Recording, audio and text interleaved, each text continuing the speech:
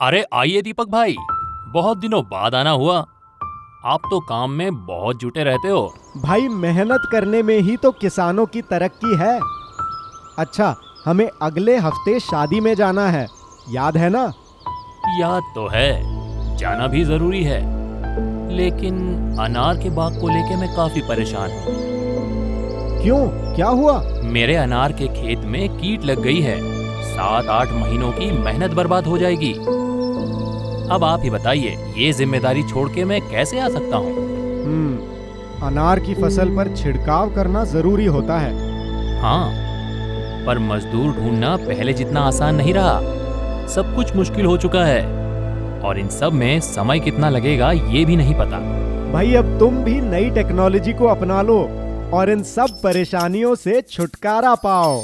नई टेक्नोलॉजी यानी John Deere. नई टेक्नोलॉजी? कौन सी?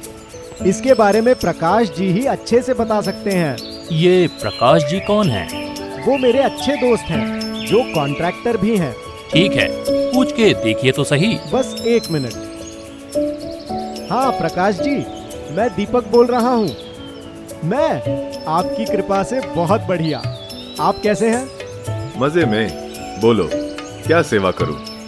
जी, मेरा दोस्त ललित अनार के फसल पर पड़े कीट से ग्रस्त है। आप कुछ मदद कर सकते हैं? जरूर, क्यों नहीं।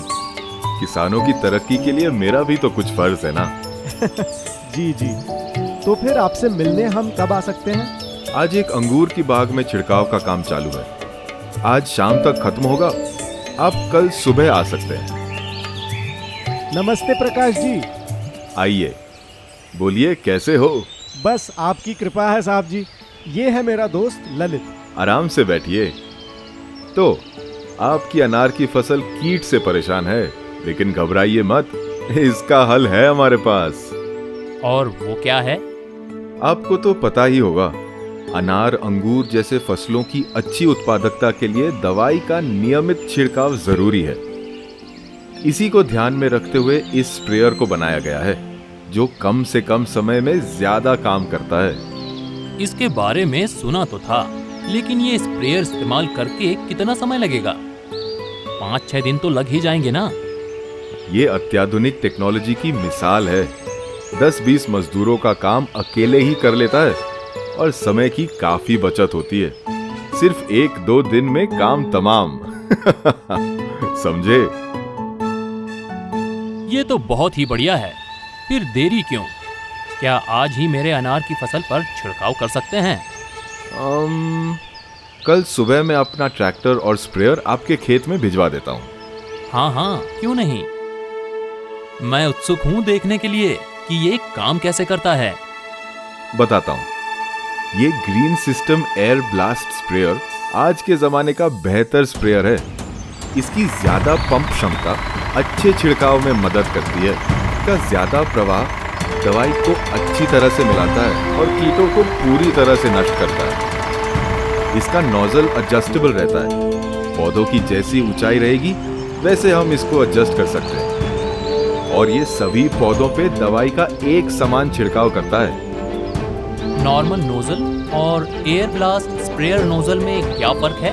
नॉर्मल नोजल में दवाई का छिड़काव सिर्फ एक ही जगह पे होता है, लेकिन एयर ब्लास्ट स्प्रेयर में नोजल के साथ दिए हुए फैन की वजह से पूरी तरह पौधों पर हर जगह से छिड़काव होता है। इतना ही नहीं, इस स्प्रेयर का टैंक नॉर्मल स्प्रेयर के टैंक से बड़ा होने के कारण इससे बार बार रिफिल करने की जरूरत नहीं पड़ती, जिससे समय की काफी बचत होती है। प्रकाश जी, इस green system air blast sprayer का इस्तेमाल और कहां-कहां होता है? ये अंगूर, सेब, चीकू, संतरा, ये फसलों के लिए भी बहुत उपयुक्त है। शुक्रिया प्रकाश जी, आपने मुझे एक बड़े संकट से बचा लिया। चलो, अब हम निर्धास्त मन से शादी में जा सकते हैं। ये हुई ना बात। फसल का कीट से संरक्षण और समय की भी बचत। मतलब फायदा ही फायदा।